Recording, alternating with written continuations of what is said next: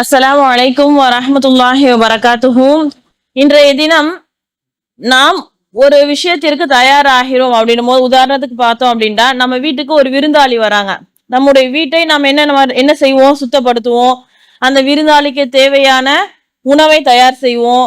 அவங்க வந்தா எப்படியெல்லாம் அவங்களுக்கு இருக்கணும், அவங்களுக்கு ரூம் வசதி, தங்க போறாங்கன்னா அவங்களுக்கு ரூம் வசதி இருக்கா, அவங்க தங்கறதுக்கான இடம் இருக்கான்னு சொல்லி அதற்காக நாம் தயாராகுவோம். அவங்க வந்தாங்கன்னா அவங்கள நம்ம வரவேற்கிறதுக்கு என்னெல்லாம் தேவையோ அது எல்லாத்தையுமே நாம் தயார் செய்வோம்.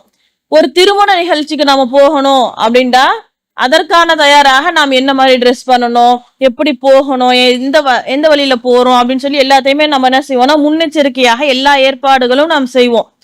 அதே போல இப்போ ஒரு ஊருக்கு போறோம், ட்ரெயின் டிராவலுக்கு போறோம், ஒரு 10 நாளைக்குண்டா நம்ம என்ன செய்வோம், அதற்கு என்னெல்லாம் தேவை, ட்ரெயின் என்ன டைமிங்க்கு வரும், அதற்கு ஒரு மணி நேரத்துக்கு முன்னாடியே நம்ம போனோம்னா அதுக்கு ஆட்டோ புக் பண்ணுவோமா, கார் புக் பண்ணுவோமா, எப்படி நம்ம டிராவல் பண்ணுவோம், அதுக்கு என்னெல்லாம் தேவை, லக்கேஜ்ல என்ன எடுத்து வைக்கணும், அதுக்கு என்ன பேக் வேணும் இப்படின்னு சொல்லி நாம் நம்முடைய இந்த உலகளாவிய தேவைகளுக்கு நாம் என்ன செய்யறோம் அப்படின்னா எல்லா முயற்சிகளையும் மும்முரமாக எடுத்துக்கொண்டே இருக்கிறோம்.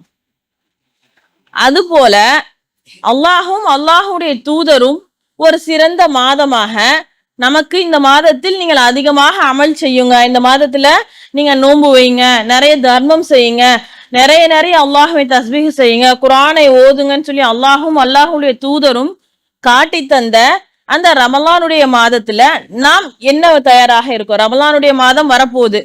அப்ப ரமலானுக்கு நம்மளை எப்படி தயார்படுத்தி கொள்றோம், நாம எப்படி தயாராகலாம் ரமலானுக்கு அப்படின்றத பத்தி தான் ரமலானை வரவேற்போம். ரமலான் மாதத்தை எப்படி நாம வரவேற்கணும் அப்படின்னு சொல்லி நம்ம பார்க்கலாம். ஃபர்ஸ்ட் இன்றைய தினம் நமக்கு ரமலான்னா ஃபர்ஸ்ட் என்ன இருக்கும்னா ட்ரெஸ் எடுக்கணும். ஃபர்ஸ்ட் விஷயம் நிக்கிறது ரமலானுக்கு முன்னாடி நோம்பு தோறதுக்கு என்னெல்லாம் ஜாமான் வேணும், ஜூஸ் போடுறதுக்கு என்ன திங்ஸ் வேணும், நோம்பு வைக்கிறதுக்கு என்ன திங்ஸ் வேணும், சஹருக்கு என்ன சாப்பாடு செய்யணும்னு சொல்லி ஒரு லிஸ்ட்டை போட்டு நம்ம என்ன செய்வோம்னா இந்த விஷயங்கள் எல்லாத்தையுமே நம்ம தயார்படுத்துவோம். இந்த ட்ரெஸ் எடுக்கிறது அப்படின்னு சொல்லி நம்ம பார்த்தோம்னா நோம்பு துறக்கிறதுக்கும் நோம்பு வைக்கிறதுக்குள்ள பொருட்களை கூட ரமலானுக்கு முன்னாடியே வாங்கிடுவோம். ஆனா இந்த ரமலானுடைய மாதங்கள் முழுவதுமாக ட்ரெஸ் எடுக்கிறதுல ரொம்ப நேரத்தை நாம் கழிக்கக்கூடியவர்களாக இருக்கும். உதாரணத்துக்கு பார்த்தோம் அப்படின்னா தொழுகைன்றது இல்லாம போயிடுது. தொழுகை என்பது இல்லாம போயிடுது. அந்த கடையில இருந்து நம்ம ட்ரெஸ் எடுக்க உள்ள போயிட்டோம்னா எவ்வளவு நேரம் போகுது. ஒரு ட்ரெஸ் எடுக்கிற கடைக்குள்ள போய் ஒருத்தருக்கு ட்ரெஸ் எடுக்க 1 மணி நேரம் 2 மணி நேரம் ஒரு நாளைக்கு. அதுல அசருடைய வக்து வருதா, மகரிபுடைய வக்து வருதா, இஷாவுடைய வக்து வருதா, எதுவுமே நம்ம கவனிக்கிறது கிடையாது. அந்த வக்துல நம்ம பாங்க சொல்லப்படும் போது நம்ம தொழுகணும் அப்படின்றதையும் விட்டுடுறோம். இன்னும் என்ன செய்யறோம்னா நோன்பு கூட நோற்காமல் நோன்பு வைக்கிறது கூட விட்டுட்டு அந்த ரமலானுடைய மாதத்துல போய் ட்ரெஸ் எடுக்கிறதுக்காக போய் நிற்கக்கூடிய நிலைமைகளும் இன்றைய அதிகமான முஸ்லிம்களிடத்துல காணப்படுது. இப்போ ரமலானுடைய மாதத்துல நாம் எந்தெந்த இபாதத்துல ஈடுபடணும், இந்த இபாதத்தின் மூலமாக தான் நமக்கு நன்மை கிடைக்கும் அப்படின்றத பத்தி நாம் இந்த உரையில பார்க்கலாம். ரமலானை பற்றி அல்லாஹ் தஆலா சொல்றான், ஷஹ்ரு ரமலான் அல்லதி உன்சில ஃபீஹில் குர்ஆன். இந்த ரமலானுடைய மாதம் இதில் தான் குர்ஆன் இறக்கி அருளப்பட்டது. ஹுதல் லின்னாஸ், அதுல மனிதர்களுக்கு நேர்வழி காட்டியாகவும் இருக்குது. ஓ பையினாத்தின், இன்னும் தெளிவான விஷயமாகவும் இருக்குது. வல் ஃபுர்கான், இன்னும் அது அறிவிக்கக்கூடியதாகவும் இருக்குது. இந்த மாதத்தை நீங்கள் அடைந்தால் நீங்கள் நோன்பு நோற்றுக் கொள்ளுங்கள் சொல்லி அல்லாஹ் தஆலா சொல்றான். இப்போ இந்த ரமலானுடைய மாதத்தை அடைந்தால் நாம் என்ன செய்யணும் அப்படின்னா ஃபர்ஸ்ட் நோன்பு நோக்கணும். இன்று நோன்பு வைக்கிற விஷயங்கள் சொல்லி எடுத்துட்டோம்னா எல்லாருமே நோன்பு வைக்கிறது ஆர்வமா சின்ன பிள்ளையில இருந்து எல்லாருமே என்ன செஞ்சிடும், நோன்புக்கு ரொம்ப முக்கியத்துவம் கொடுத்து இன்ட்ரெஸ்டா வைக்கக்கூடிய சூழ்நிலை தான் இன்றைய தினம் இருக்கிறோம்.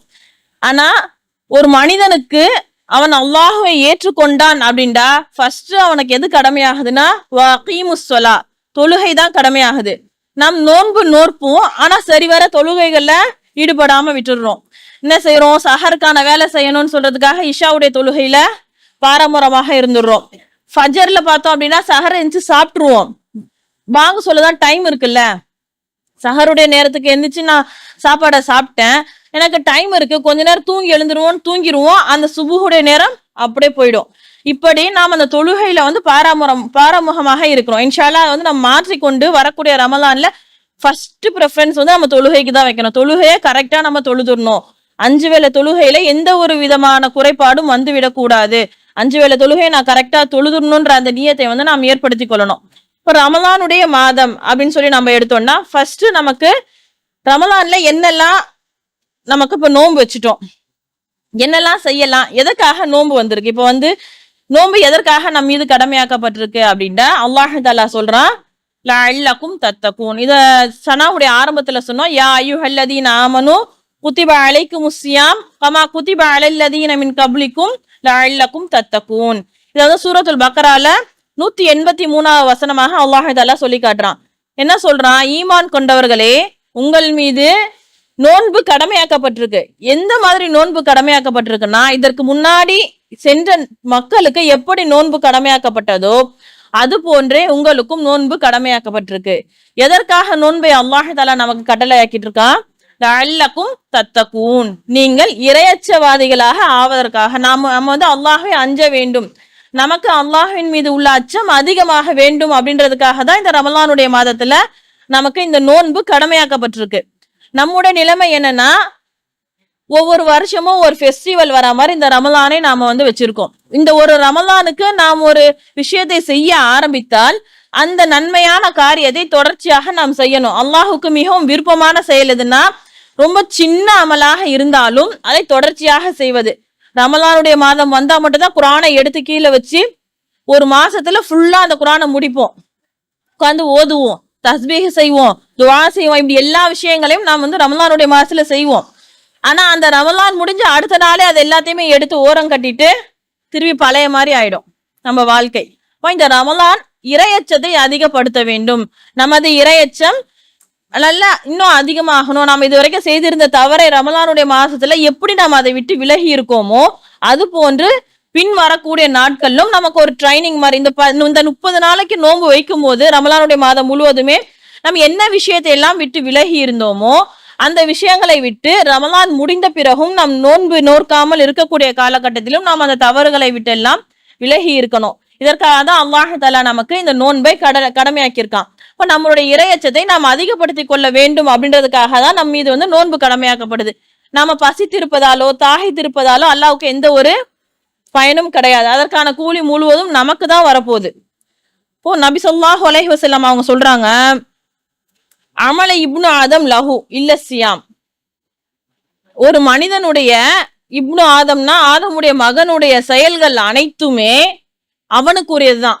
அவன் செய்யக்கூடிய அனைத்து அமல்களும் அவனுக்குரியது. இல்ல சியாம், நோன்பை தவிரன்றாங்க. ஏன் நோன்பை தவிர அப்படின்றாங்கன்னா, அல்லாஹ் தஆலா இன்னஹு லீ, அல்லாஹ் சொல்றானா, ஃபைன்னஹு லீ, நிச்சயமாக நோன்பு என்பது எனக்குரியது, அவன் எனக்காக நோன்பு நோக்கிறான், அது அல்லாத மற்ற அனைத்து காரியங்களும் அவனுக்கானது அப்படின்னு சொல்றாங்க. அதுக்கப்புறம் வஅன அஜ்ரி பிஹி, நான் தான் அதற்கு கூலி அளிக்கிறேன். உதாரணத்துக்கு பார்த்தோம் அப்படின்னா, இன்றைய தினம் நாம் செய்யக்கூடிய அதிகமான அமல்களுக்கு இதுக்கு இந்த நன்மைகள் இருக்குன்னு சொல்லி ரசூலுல்லாஹ் நமக்கு காட்டி கொடுத்துட்டாங்க. ஆனா இந்த நோன்பை பற்றி சொல்லும் போது இந்த நோன்புக்கான கூலியை அல்லாஹ் தன்னிடம் வச்சிருக்கான், நான் தான் அதற்கான கூலியை தருவேன்னு சொல்லி அல்லாஹ் தஆலா சொல்லி காட்டுறதாக நபி ஸல்லல்லாஹு அலைஹி வஸல்லம் அவங்க சொல்றாங்க. இன்னும் என்ன சொல்றாங்கன்னா, வசியாமு ஜுன்னத்துன், நிச்சயமாக இந்த நோன்பானது ஒரு கேடயமாகும். நோன்பாளியாக இருக்கக்கூடிய ஒரு மனிதர் தீமையான விஷயத்தை பேச வேண்டாம், கூச்சலிட்டு பேச வேண்டாம் அப்படின்றாங்க. இன்னும் அதை தொடர்ந்து அப்படியே சொல்றாங்க, ஒரு மனிதர் உங்களிடம் உங்க திட்டுனாலோ அல்லது உங்களிடம் சண்டை போட்டால் நீங்க சொல்லுங்க, இன்னி சாயிமுன், நிச்சயமாக நான் நோன்பாளியாக இருக்கிறேன், நீ என்கிட்ட சண்டை போடாதப்பான்னு சொல்லி அவர்களை விட்டு விலகி போங்க. நோன்பு வைத்து கொண்டு அவன் பேசுறதுக்கு பதில் பேச்சு பேசிக்கிட்டு சண்டை போட்டு நிக்காதீங்க அப்படின்னு சொல்லி ரசூலுல்லாஹ் சொல்றாங்க.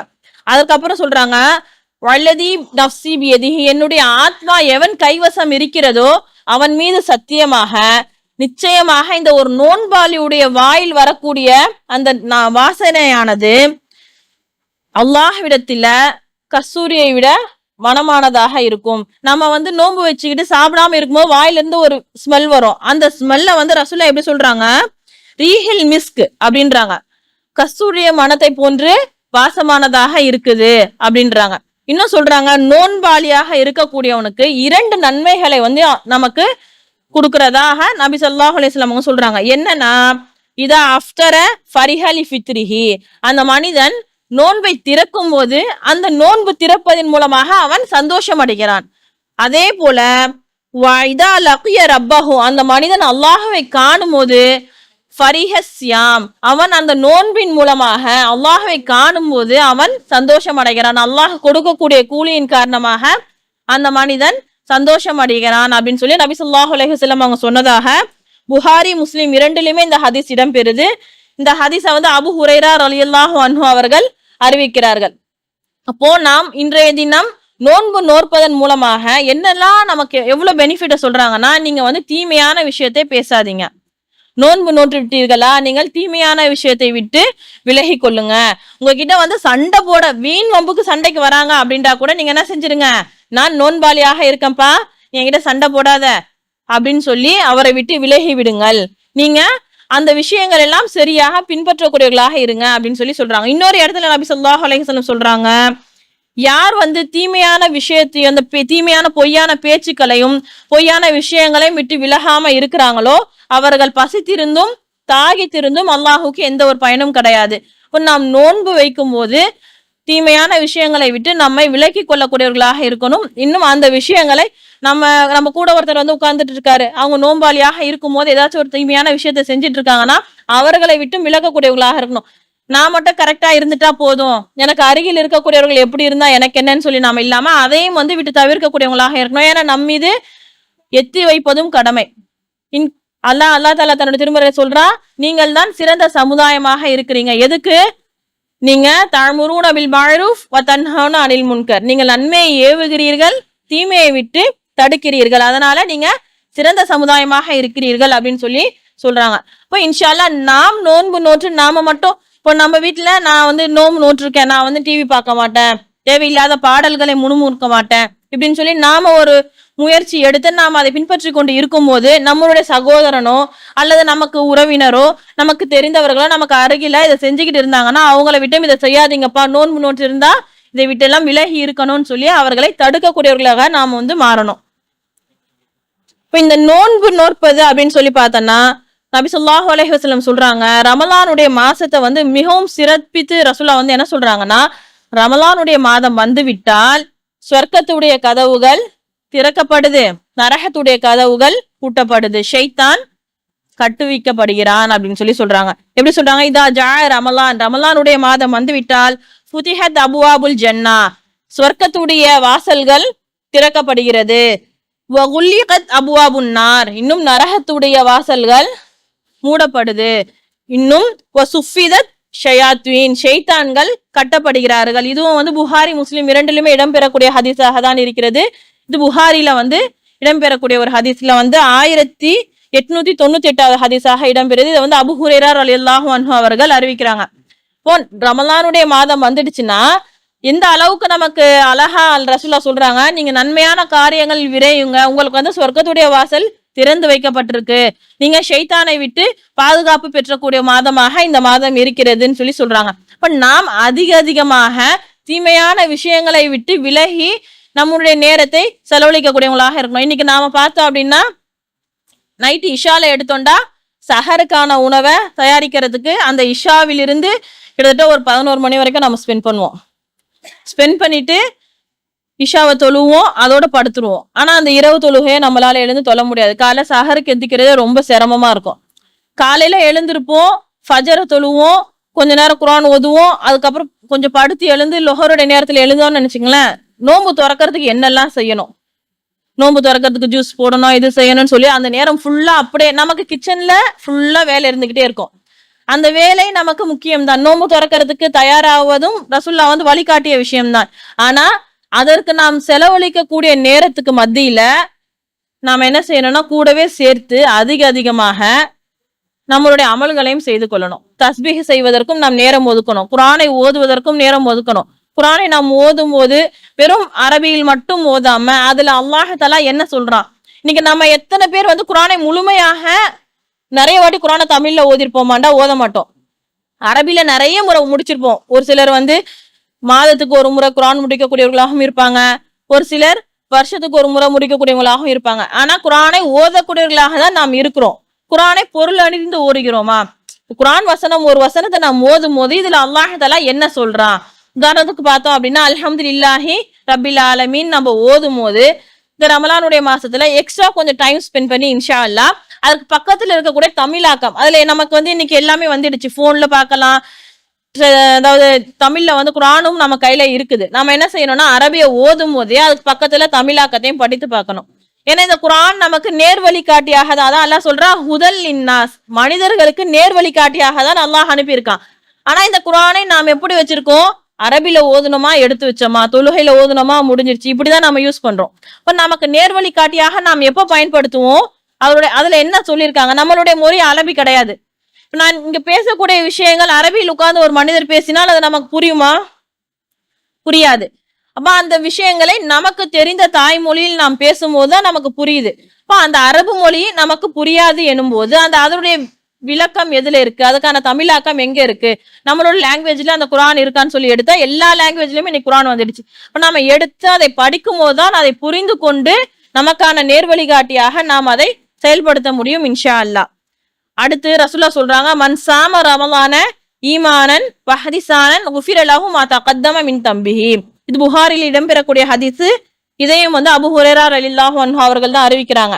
யார் ரமலானுடைய மாதத்தில் ஈமானோடு நன்மையை எதிர்பார்த்து நோன்பு வைக்கிறாரோ அவரது முந்தைய பாவங்கள் மன்னிக்கப்படும்.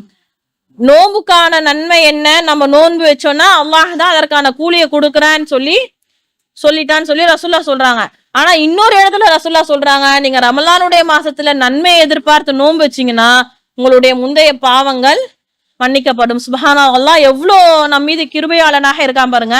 நீ இதை செய்யறியா உன்னுடைய பாவங்களை மன்னிக்கிறேன், நீ தஸ்பீஹ் பண்றியா உன்னுடைய பாவங்களை நான் மன்னிக்கிறேன், நீ என்னை வந்து நினைவு கூறுறியா நான் உன்னை நினைவு கூறுறேன், உனக்கான இடத்துல நீ எனக்கு நன்றி செலுத்தும் போது நான் உன்னை அதிகமாக நெருங்கி வரேன் அப்படின்னு சொல்லி அல்லாஹ் தஆலா நமக்கு எல்லா இடங்களிலும் நம்மளுடைய பாவங்களை மன்னிச்சிடுறேன்னு சொல்லி நிறைய விஷயங்களை சொல்றான். அதே போல இதுலயும் ஒண்ணு, நோன்பு நோற்பதாலும் நம்முடைய பாவங்களை அல்லாஹ் தஆலா மன்னிக்கிறான். மனிதன் தவறு செய்யக்கூடியவனாக தான் இருக்கிறான். அந்த தவறுல இருந்து நாம பாவ மன்னிப்பு பெறும்போதுதான் மறுமையில வெற்றி பெற முடியும். இப்ப இன்ஷா அல்லாஹ் அதிகமாக நன்மை எதிர்பார்ப்பவர்களாகவும் இன்னும் அல்லாஹ்வின் மீது முழுமையாக நம்பிக்கை கொள்ளக்கூடியவர்களாகவும் வந்து நாம இருக்கணும். அதன் மூலமாக தான் நமக்கு இந்த பாவங்கள் மன்னிக்கப்படும். இப்ப ரமலான் சொல்லி எடுத்துட்டோம்னா, ரமலானை பற்றி ரசூல்லா சொல்லும்போது என்ன சொல்றாங்கன்னா, நீங்கள் நோன்பு வைப்பதாக இருந்தால் பிறை பார்த்து நோன்பு வையுங்கள், பிறை பார்த்து நோன்பை விடுங்கள். இப்ப நம்ம நோன்பு வைக்கும் போது பிறை தென்பட்டு விட்டதா, நமக்கு இந்த நம்மளுடைய சரௌண்டிங்ல பிறை தென்பட்டுச்சான்றத நாம கவனிக்கணும். வேற ஒருவர் சொல்லிட்டாரு, இவங்க சொல்லிட்டாங்க, அவங்க சொல்லிட்டாங்க, இவங்களுக்காக இந்த ஒரு இடத்துல இருக்கக்கூடிய ஒரு தலைவர் சொல்லிட்டாருன்னு சொல்லி நாம் நோன்பு வைப்பது நமக்கு அனுமதி கிடையாது. ரசூல்லாவுடைய வழிமுறையை நாம் பின்பற்றினால் அல்லாஹுடைய தூதர் இடத்துல நமக்கு அழகிய முன்மாதிரி இருக்கு. லக்கத் கான லக்கும் ஃபீ ரசூலுல்லாஹி உஸ்வத்துல் ஹஸனா, நிச்சயமாக உங்களுக்கு இந்த அல்லாஹுடைய தூதரிடத்தில் அழகிய முன்மாதிரி இருக்குன்னு சொல்லி ரசூல்லா வந்து அல்லாஹ் சிலாஹித்து சொல்லி காட்டுகிறான். அப்போ அந்த தூதர் நமக்கு எதை வழிகாட்டி இருக்காங்க, நீங்க நோன்பு வைப்பதாக இருந்தால் பிறை பார்த்து நோன்பு வைங்க, நோன்பை விடுவதாக இருந்தால் ரமலான் முடிந்துடுச்சு நீங்க நோன்பை விடணும்னா அதுவும் நீங்கள் பிறை பார்த்து நோன்பை விடுங்கள். உங்களுக்கு மேகமூட்டம் தென்பட்டால் நீங்க 30 கணக்கிட்டு கொள்ளுங்கள் அப்படின்றாங்க ரசூல்லா. அப்போ இந்த ஹதீஸ் வந்து புகாரி அப்புறம் முஸ்லிம் எல்லா இடத்துலயும் வந்து இடம்பெடுது. அபூ ஹுரைரா ரலியல்லாஹு அன்ஹு அவர்கள் அறிவிக்கிறார்கள். புகாரில பார்த்தா 1900, முஸ்லிம் தான் 1081வது ஹதீஸாக இந்த ஹதீஸ் வந்து இடம்பெறுது. இப்போ நாம இன்னைக்கு எப்படி இருக்கோம், நமக்கு ரமலான் வந்துடுச்சு அப்படின்டா ஒண்ணு நியூஸை பார்ப்போம், இல்ல இவங்க சொன்னாங்களா அவங்க சொன்னாங்களான்னு சொல்லி கவனிப்போம். அந்த பிறை தென்பட்டதா, இது வந்து சரியான செய்தி தானா, இப்ப பிறை தென்படலன்னு சொன்னா எந்த ஏரியால பிறை தென்படல, எங்க தென்பட்டுச்சுன்னு சொல்லி நாம நம்முடைய பகுத்தறிவுக்கு நாம் சிந்திக்கணும். இங்க பிறை தெரிஞ்சிச்சுன்னு தெரியல சொல்றாங்க, தெரிஞ்சிச்சு சொல்றாங்க, யார் பார்த்தாங்க அப்படின்ற விஷயங்கள் அனைத்தையுமே நாம வந்து ஆராயணும், ஆராய்ஞ்சு அதை நாம் ஏற்றுக்கொள்ளணும். யாரையுமே வந்து இவர்கள் சொல்லி விட்டாங்க இவங்களை நாம் பின்பற்றி செல்வோம்னு சொல்லி நாம போகக்கூடாதா. ரசூல்லா சொல்றாங்க, நீங்க பிறையை பார்த்து நோன்பு வைங்க, பிறையை பார்த்து நோன்பை விடுங்க. இப்போ நமக்கு இது வந்து எப்படி இருக்குதுன்னா, நாம இதை பாக்குறோமா, நம்ம எத்தனை பேர் இதை பாக்குறோம், பிறையை இந்த ஹதீஸ் இருக்குது, நாம எத்தனை பேர் இது வரைக்கும் வைத்திருக்கக்கூடிய ரமலானுடைய பெருநாளாக இருந்தாலும் சரி, ஹஜ் பெருநாளாக இருந்தாலும் சரி, நான் பிறையை பார்த்த அப்படி விஷயத்த நான் கேள்விப்பட்டேன், இல்ல நான் பிறையை பார்க்க முற்பட்டேன், நான் மாடிக்கு போய் நின்று இந்த இடத்துல பிறை இருக்கான்னு சொல்லி செக் பண்ணன்னு சொல்லி நம்ம செக் பண்றோமானா கிடையாது, பாக்குறது இல்ல. சரி, பார்த்ததாக வரக்கூடிய செய்தி சரியானதாக இருக்குதா அப்படின்னு சொல்லி பார்த்தோம்னா அதுவும் வந்து இல்ல. இப்போ இன்ஷா அல்லாஹ் இதை வந்து நாம பின்பற்றக்கூடியவர்களாக இருக்கணும். வரக்கூடிய நாட்கள்ல பிறை பார்த்ததாக வரக்கூடிய தகவல் சரியானது தானா அப்படின்றத நாம ஆய்வு செய்யணும். நமக்கு ஒருவர் சொன்னாங்கன்னா அதை உடனே நாம் ஏற்றுக்கொள்ள கூடாது. அது யார் சொன்னாலும் சரி, யார் சொன்னாலும் இந்த அறிவிப்பு சரியானது தானான்னு சொல்லி நம்ம ஆராய்ச்சி செஞ்சு அதன் பிறகுதான் நாம் அதை செயல்படுத்தக்கூடியவர்களாக இருக்கணும் இன்ஷா அல்லாஹ். சஹருடைய உணவு என்று எடுத்துக்கிட்டோம் அப்படின்னா, சஹருடைய உணவு எப்ப சாப்பிடலாம் அப்படின்னு சொல்லி நம்ம பார்த்தோம் அப்படின்னா, நபி ஸல்லல்லாஹு அலைஹி வஸல்லம் அவர்களுடைய காலகட்டத்துல 2 முஅத்தின்கள் இருந்தாங்க. 2 முஅத்தின்கள் இருந்தார்கள். யார் யாருன்னு தெரியுமா? 2 முஅத்தின்கள், பாங்கு சொல்லக்கூடிய 2 நபர்கள் பேர் தெரியுமா? இதற்கு முன்னாடி சென்ற சகோதரிகள் பயான்ல வந்து நிறைய சொல்லியிருக்காங்க. பிலால் ரலியல்லாஹு அன்ஹு ஒருவர், இன்னொருத்தர் அப்துல்லா இப்னு உம்மி மக்தூம் அப்படின்னு சொல்லுவாங்க. அவங்க வந்து கண்ணு தெரியாத ஒரு சகோதரர். அவங்க அந்த சஹாபிக்கு வந்து கண்ணு தெரியாது. பிலால் ரலியல்லாஹு அன்ஹு அவர்கள் இந்த சஹருடைய நேரம் வந்துடுச்சுன்னா அவங்க ஏறி பாங் சொல்லுவாங்க. அதற்கு பிறகு இந்த உம்மு மக்தூம் என்ன செய்வாங்கன்னா இவங்க ஏறி பாங் சொல்லுவாங்க. இதற்கு இடையில எந்த கேப் இருந்துச்சுன்னா ஒரு 50 வசனங்கள் ஓதக்கூடிய அளவுக்கு ஒரு மனிதன் நிறுத்தி நிதாரணமாக குர்ஆனை ஓதும் போது 50 வசனங்கள் ஓதுறதுக்கு எந்த அளவுக்கு கேப் இருந்துச்சோ அந்த அளவுக்கு தான் இருந்துச்சு. ஃபஜருடைய பாங்குக்கு முன்னாடி பிலால் ரலி வந்து பாங்கு சொல்லுவாங்க. அப்ப ரசூலுல்லாஹ் சொல்றாங்க, பிலால் பாங்கு சொன்னாங்கன்னா நீங்க வந்து சஹருடைய உணவை உண்ண ஆரம்பிங்க, சஹருடைய நேரத்துல அந்த உணவை உண்ணுங்க. பிலால் பாங்கு சொல்லி முடித்த பிறகு உம்மு மக்தும் பாங்கு சொல்லும் போது உங்களுடைய சஹரை நிறுத்தி கொள்ளுங்கள், ஃபஜர் வந்துருச்சுன்னு அர்த்தம்னு சொல்லி ரசூலுல்லாஹோட காலத்துல சொல்றாங்க. ஒரு 50 வசனம் ஓதக்கூடிய நேரம்னா மேக்சிமம் ஒரு 20 நிமிஷம். ரசூலுல்லாஹ் சொல்றாங்க, சஹருடைய உணவை சஹருடைய நேரத்துல சாப்பிடுங்க, நிச்சயமாக அந்த உணவில் பரக்கத் இருக்கிறது. ரசூலுல்லாஹ் சொல்றாங்க, அழகா சொல்றாங்க, நீங்க தசஹரு, நீங்கள் சஹர் செய்யுங்கள், ஃபைன்ன ஃபி சுஹூரி பரக்கா, நிச்சயமாக இந்த சஹருடைய உணவில் பரக்கத் இருக்குது. இதை வந்து அனஸ் ரலியல்லாஹு அன்ஹு அவர்கள் அறிவிக்கிறார்கள். புகாரி முஸ்லிம் இரண்டிலுமே இந்த ஹதீஸ் வந்து இடம்பெறுது. இப்போ நாம் சஹருடைய உணவு இன்னைக்கு எப்படி இருக்கும் அப்படின்னா, எழுந்து ரொம்ப நேரத்துக்கு முன்னாடி இப்போ வந்து ஒரு அட்டை, நோன்பு அட்டை எடுத்தோம் அப்படின்னா பாங்கு 5 மணிக்கு இருக்குண்டா 4 மணி 4:10 போட்டிருப்பாங்க. நாம என்ன செஞ்சிருவோம், அந்த டைமுக்கு முன்னாடியே சாப்பிட்டுட்டு ஒரு சிலர் படுத்து தூங்கிடுறோம், ஒரு சிலர் உட்கார்ந்து குர்ஆன் ஓதிட்டு இருப்போம். அந்த அதுக்கு முன்னாடியே சாப்பிட்டதால என்ன ஆயிடும்டா, பாங்கு சொல்லதான் டைம் இருக்குல்ல, பாங்கு சொல்வதற்கு நமக்கு நேரம் இருப்பதால நாம அப்புறமா எழுந்து பாங்கு தொழுதுக்கலாம், தூக்கம் வருது அப்படின்னு சொல்லிட்டு நம்ம என்ன செஞ்சிடறோம், அந்த தொழுகைய அப்படியே போயிடுது. இப்ப ரசூலுல்லாஹ் எவ்வளவு அழகா காட்டி கொடுத்துருக்காங்க பாருங்க. சஹருடைய உணவுல உங்களுக்கு பரக்கத் இருக்கு, அந்த சஹருடைய நேரம் என்னன்றத ரசூலுல்லாஹ் நமக்கு அழகா சொல்லி கொடுத்துருக்காங்க. நம்ம ஃபஜருடைய வக்து வர வரைக்கும் நம்ம வந்து சஹரை சாப்பாடு சாப்பிடலாம், ஃபஜருடைய பாங்கு சொல்ற வரைக்கும் நம்ம வந்து சாப்பிடுவதற்கு நமக்கு அனுமதி இருக்கு. அல்லாஹ் தஆலா தன்னுடைய திருமறையில சொல்றான், வெள்ளை கயிறு திரிந்து, கருப்பு கயிறிலிருந்து வெள்ளை கயிறு திரிந்து வரும் வரை நீங்க உண்ணுங்கள் அப்படின்னு சொல்லி சொல்றான் அல்லாஹ் தஆலா. இதை வந்து 2வது அத்தியாயத்துல 187வது ஹதீஸாக இந்த ஹதீஸ் வந்து இருக்கு. அதே போல ரசூலுல்லாஹ் ஸல்லல்லாஹு அலைஹி வஸல்லம் அவர்கள் சொல்றாங்க, நமக்கும் நம் முன் சென்ற மனிதர்கள் இருக்காங்களா அவங்களுக்கும் அல்லாஹ் நோன்பு கடமையாக்குனதாக சொல்றான்ல, இவர்களுக்கும் இடையே உள்ள வித்தியாசமே என்னன்னு சொல்றாங்கன்னா இந்த சஹருடைய உணவு தான் அப்படின்னு சொல்லி சொல்றாங்க. எப்படி சொல்றாங்கன்னா, ஃபலுலு மா பைனனா மா பைன சியாமினா பைன, அவங்களுக்கும் நமக்கும் இருக்க வித்தியாசம், சியாமு அஹ்லில் கிதாப், இந்த வேதம் கொடுக்கப்பட்டவர்களுக்கும் இடையே இருக்கக்கூடிய வித்தியாசம் அக்லத்து சஹர், இந்த சஹருடைய உணவை சாப்பிடுவதில் தான் வித்தியாசம் இருக்குது அப்படின்னு சொல்லி ரசூலுல்லாஹி ஸல்லல்லாஹு அலைஹி வஸல்லம் அவங்க சொன்னதாக அம்ர் இப்னு ஆஸ் ரலியல்லாஹு அன்ஹு அவர்கள் அறிவிக்கிறாங்க. இப்போ நாம் இந்த சஹருடைய உணவை அதோடைய நேரத்துல ஃபஜருக்கு கொஞ்ச நேரத்துக்கு முன்னாடி நம்ம வந்து சாப்பிட ஆரம்பிக்கக்கூடியவர்களாக இருக்கணும். ரொம்ப சீக்கிரமா எழுந்து சாப்பிட்டுட்டு 4 மணிக்கெல்லாம் ஃபஜருடைய நேரம் வந்துடுச்சுன்னு சொல்லி நிய்யத் வச்சுட்டு படுத்துடுறதோ இல்ல அந்த நேரத்துல எதுவும் சாப்பிடாம இருக்கிறதோ வந்து நமக்கு இது கிடையாது. நமக்கு ஃபஜருடைய நேரம் வரும் வரைக்கும் நமக்கு சாப்பிடுறதுக்கு அனுமதி இருக்கு. நாம அனுமதி அளிக்கப்பட்ட ஒரு விஷயத்தை நம்மை நாமே தடுத்து கொள்வதற்கு நமக்கு அனுமதி கிடையாது. இந்த அட்டையில போட்டிருக்காங்க, இதுல போட்டிருக்காங்க, அது எந்த ஒரு விஷயமே நாம் பின்பற்றக்கூடாது. பாங்கு சொல்றது நம்மளுடைய காதுல நாம் கேட்கும் வரை நாம என்ன செய்யலாம், ஃபஜருடைய வக்து வரல, பாங்கு சொல்ற டைம் இதுதான் சொல்லி நமக்கு தெரியும் போது பாங்கு சொல்றதை கேட்டாதான் நம்ம சாப்பிடுறத நிறுத்தணும். அதற்கு முன்னாடி நிறுத்துவதற்கு நமக்கு தேவையில்லாத ஒரு விஷயம்தான். அது வரைக்கும் நமக்கு சாப்பிடலாம். அது இல்லாம வேற யார் எந்த விஷயங்கள் சொன்னாலும் அதை நான் வந்து பின்பற்றக்கூடாது. ஏன்னா ரசூலுல்லாஹ் தெளிவா சொல்லிட்டாங்க. இப்போ இன்ஷா அல்லாஹ் ரசூலுல்லாஹி ஸல்லல்லாஹு அலைஹி வஸல்லம் அவர்கள் சொன்ன விஷயத்தை நாம் பின்பற்றக்கூடியவர்களாக இருக்கணும். இப்ப நம்ம நோன்பு வச்சாச்சு, நோன்பு வைக்கும் போது என்ன செய்வோம், தீமையான விஷயத்தை விட்டு விலகி இருக்கணும், பொய் பேசக்கூடாது, இப்படி எல்லாமே இருக்குது. நோன்பு திறப்பதற்கும் ரசூல்லா வந்து முற்படுத்துங்க அப்படின்றாங்க. நீங்க எப்படி நோன்பு வைப்பதை முற்படுத்தி நம்ம ஃபஜ்ருடைய நேரம் வரைக்கும் சாப்பிடுங்கன்னு சொல்லி நமக்கு அனுமதி கொடுக்குறாங்களோ, அதே போல நோன்பு திறப்பதரையும் ரசூலுல்லாஹி ஸல்லல்லாஹு அலைஹி வஸல்லம் அவங்க வந்து நீங்க அதற்கு ஆர்வம் காட்டுங்கள்ன்றதையும் வழிகாட்டி தராங்க. நோன்பு திறக்கக்கூடிய நேரத்துல ரசூல்லா என்ன சொல்றாங்கன்னா, லா யஸாலுன் நாஸ பிகைரின் மா அஜ்லுல் ஃபித்ர். நீங்க வந்து நோன்பு திறப்பதை முற்படுத்தும் வரைக்கும் நீங்க மனிதர்கள் இந்த இதுல இல்ல, அவங்க வந்து நல்ல நன்மையான விஷயத்துல முற்படுத்தி கொண்டு இருக்கிறார்கள் சொல்லி ரசூல்லா சொல்றதாக சஹல் இப்னு சஅத் ரலியல்லாஹு அன்ஹு அவர்கள் வந்து அறிவிக்கிறாங்க. இன்ஷா அல்லாஹ் நோன்பு திறப்பதையும் நம்ம வந்து முற்படுத்தணும். நம்ம இன்றைய தினம் வந்து பார்த்தோம் அப்படின்னா மஹரிப்க்கு பாங் சொல்லிடுவாங்க. நம்ம நோன்பு திறக்கிறதுக்காக வெறும் பேரிச்சம்பழத்தையும் தண்ணியை மட்டும் குடிச்சிட்டு உடனே போய் மஹரிபுடைய தொழுகையில ஜாயின் பண்ணணுமானா இல்ல. ரசூல்லா வந்து பசித்து இருக்கும் போது உங்களுடைய உணவு தேவையை பூர்த்தி செஞ்சுட்டு போய் தொழுவுங்க, பசியோட தொழுகாதீங்க. அதே போல மலம் ஜலம் வருது அப்படின்னா அதையும் அடக்கி வைத்துக்கொண்டு, சிறுநீரை அடக்கி வைத்துக் கொண்டு நீங்க வந்து தொழுகாதீங்க.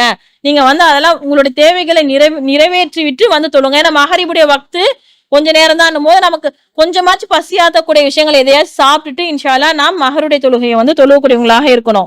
நோன்பு திறக்கிறதுக்கு நபி ஸல்லல்லாஹு அலைஹி வஸல்லம் அவங்க வந்து பேரிச்சம்பழத்தை யூஸ் பண்ண சொல்றாங்க. அப்படி பேரிச்சம்பழம் கிடைக்காத பட்சத்துல தண்ணீரை வைத்து நோன்பு தரங்க. இதை வந்து அனஸ் இப்னு மாலிக் அவங்க வந்து அறிவிக்கிறாங்க. புகாரில் இடம்பெறக்கூடிய ஒரு ஹதீஸாக இருக்குது. இப்ப நோன்பு திறக்கிறதுக்கு பிஸ்மில்லா அப்படின்னு சொல்லி நோன்பு திறந்தால் போதுமானது. நம்ம பிஸ்மில்லா சொல்லாம பிஸ்மில்லா சொல்லிட்டு வேற ஏதாச்சும் துவாக்கள் இருக்குதா அப்படின்னா எதுவுமே வந்து ரசூல்லா காட்டி தரல. நான் பிஸ்மில்லா சொல்லி நோன்பு திறந்தாலே போதுமானது. ஆனா அது இல்லாம அல்லாஹும்ம லக ஸும்து வ பிக ஆமன்துன்னு சொல்லி ஒரு துவா வந்து நாம் சொல்லுவோம். அதற்கான அறிவிப்பாளர் தொடர்கள்லாம் எதுவும் சரியானதாக இல்லை. அது வந்து ஆதாரபூர்வமான ஒரு ஹதீஸும் கிடையாது. அடுத்து இப்ப நமக்கு பெண்களாக நமக்கு வரக்கூடிய ஒரு முக்கியமான விஷயம் என்னன்னா மாதவிடாய் காலகட்டம். இப்ப ரமலானுடைய மாசத்துல நமக்கு பீரியட்ஸ் ஆயிடுச்சு. நம்ம என்னென்ன விஷயங்களை விட்டு விலகி இருக்கணும்னு ரசூல்லா சொல்றாங்க. தொழுகை நமக்கு கடமை கிடையாது. அதே போல நமக்கு நோன்பு விட்டுட்டு நீங்க வந்து பின்னாடி வச்சுக்கணும். யார் வந்து நோயாளியாகவோ அல்லது பிரயாணத்திலோ இருக்கிறாங்க அவங்க வந்து இதை வந்து பின்னர் பார்த்து கொள்ளட்டும், பின்னர் வந்து இந்த நோன்பை பிடித்து கொள்ளட்டும் சொல்லி அல்லாஹ் தஆலா தன்னோட திருமறையில சொல்றான். இப்ப நாம் மாதவிடாய் காலகட்டத்தில் இருக்கும் போது நம்ம மீது என்ன ஆயிடுது, நோன்பு கடமையிலிருந்து வந்துருது, நோன்பு வைக்க முடியாது. ஆனா ரமலான்ல செய்யக்கூடிய அனைத்து நல்ல காரியங்களையும் நாம் செய்யலாம். குர்ஆன் ஓதலாம், நன்மையான விஷயங்கள் அனைத்தையும் தஸ்பீஹ் செய்யலாம். எல்லா விஷயங்களையும் நாம் செய்வதற்கு அனுமதி இருக்கு. பீரியட்ஸ் வந்துச்சுன்றதுக்காக நாம எந்த விஷயத்தை விட்டும் விலகி இருக்க வேண்டிய அவசியமே கிடையாது. அல்லாஹ் தஆலா வந்து குர்ஆன்ல சொல்றானே, சூரத்துல் வாக்கியால சொல்லுவான், லா யமஸ்ஸஹு இல்லல் முத்தஹ்ஹரூன். இந்த குர்ஆனை தூய்மையானவர்களை தவிர வேற யாரும் தொட முடியாது அப்படின்னு சொல்லி சொல்வதாக அல்லாஹ் தஆலாவுடைய ஒரு வசனம் வந்து குர்ஆன்ல இருக்கும். இதுதான் வந்து உதாரணமாக காட்டுவாங்க. சுத்தம் இல்லாதப்போ குர்ஆன் எப்படிப்பா ஓதுறது, எனக்கு வந்து பீரியட்ஸ் வந்துச்சு, நான் எப்படி குர்ஆனை எடுத்து ஓதுறது, எப்படி அதை தொட்டு ஓதுவது அப்படின்னு சொல்லி இந்த ஒரு வசனத்தை தான் மேற்கோள் காட்டி நமக்கு வந்து சொல்லுவாங்க, நீ வந்து பீரியட்ஸ் வந்துச்சா நீ என்ன செய்யாத, குர்ஆன் எல்லாம் ஓதாதப்பா, சுத்தம் இல்லாம குர்ஆனை ஓதக்கூடாது அப்படின்னு சொல்லிடுவாங்க. இந்த தூய்மை என்பது எந்த விஷயத்தை குறிக்குது அப்படின்டா, அல்லாஹ் தஆலா எந்த வேதத்தை சொல்றான் அப்படின்டா, இந்த குர்ஆனை பற்றி இதற்கு முன்னாடி வசனங்கள் அந்த வாக்கியாவுடைய அந்த ஒரு வசனத்தை மட்டும் எடுத்து வச்சுக்கிட்டு நம்ம என்ன செய்யறோம்னா அப்படியே அதை புடிச்சு வச்சிட்டு இருக்கோம். அல்லாஹ் தஆலா தன்னோட திருமறையில சொல்றான், இன்னஹு லகுர்ஆனுன் கரீம், நிச்சயமாக இது சங்கை மிக்க வேதமாகும், ஃபீ கிதாபின் மக்னூன் லா யமஸ்ஸஹு இல்லல் முத்தஹ்ஹரூன். அது வந்து ஒரு ஏட்டில் எழுதப்பட்டு, ஒரு ஏட்ல பாதுகாக்கப்பட்டிருக்கு. அந்த ஏடு என்னது,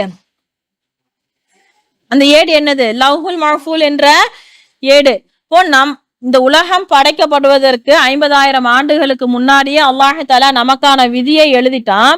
அந்த ஏட்ல குர்ஆனும் எழுதப்பட்டு விட்டது அப்படின்றத இந்த இடத்துல அல்லாஹ் தஆலா நமக்கு தெளிவுபடுத்துறான். அதன் பிறகுதான் சொல்றான், லா யமஸ்ஸஹு இல்லல் முத்தஹ்ஹரூன், அதனை தூய்மையானவர்களை தவிர வேறு யாரும் தொடமாட்டார்கள். அந்த ஏட்டை மனிதர்களால தொட முடியுமா, முடியாது.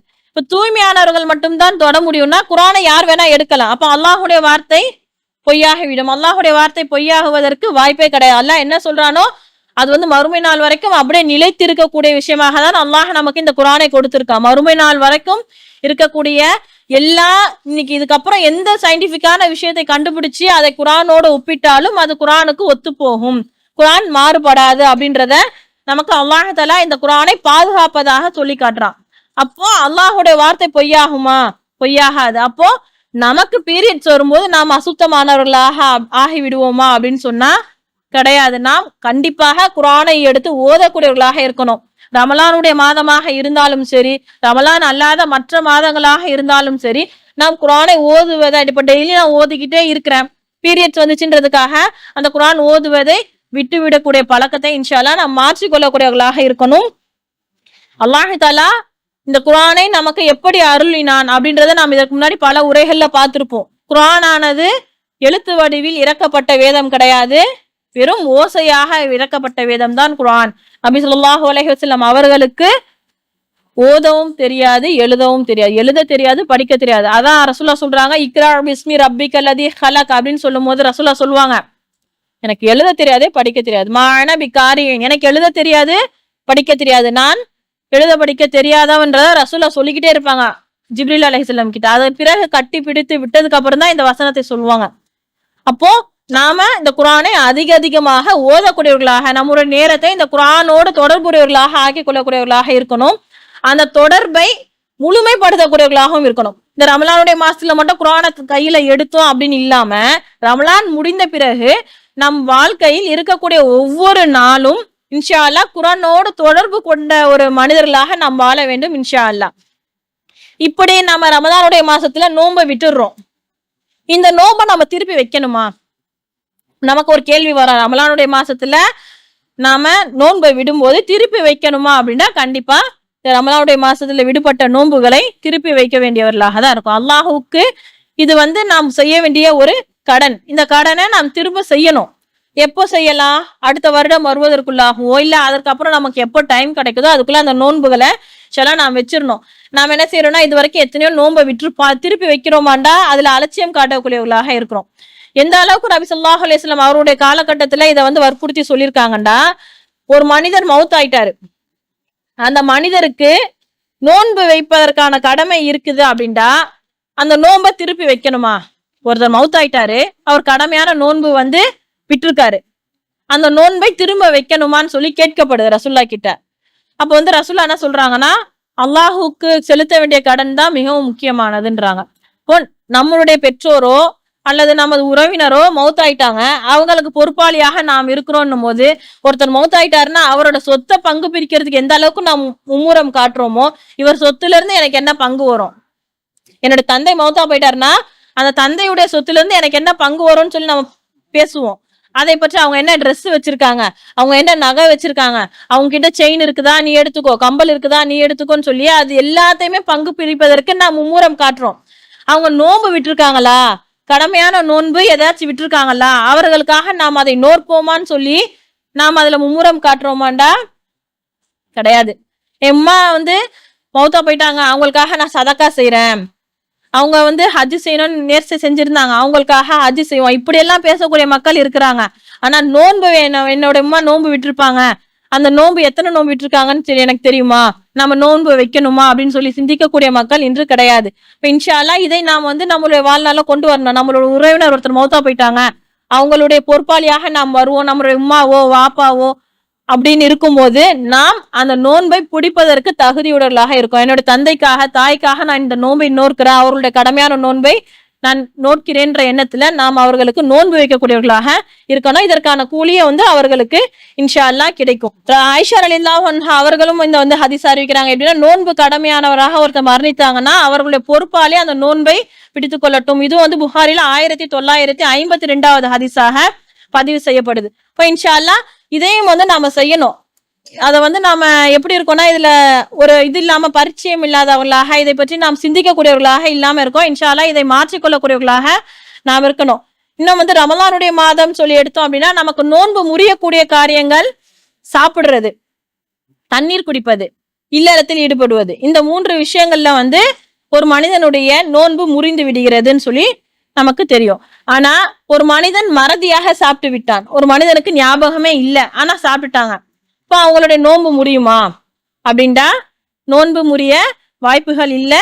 ஏன்னா ரசூலுல்லாஹி ஸல்லல்லாஹு அலைஹி வஸல்லம் சொல்றாங்க, யார் வந்து மறதியாக உண்டு விட்டாரோ அல்லது பரகி விட்டாலோ அவருக்கு திரும்பவும் நோன்பு வச்சுட்டோம் அப்படின்ற நினைவு வரும்போது அதை விட்டு விலகி கொள்ளட்டும். ஏன்னா யார் மறதியாக சாப்பிட்டாரோ அவருக்கு அல்லாஹ்தான் உணவளித்தான், அல்லாஹ்தான் நீர் புகட்டினான் அப்படின்னு சொல்றாங்க.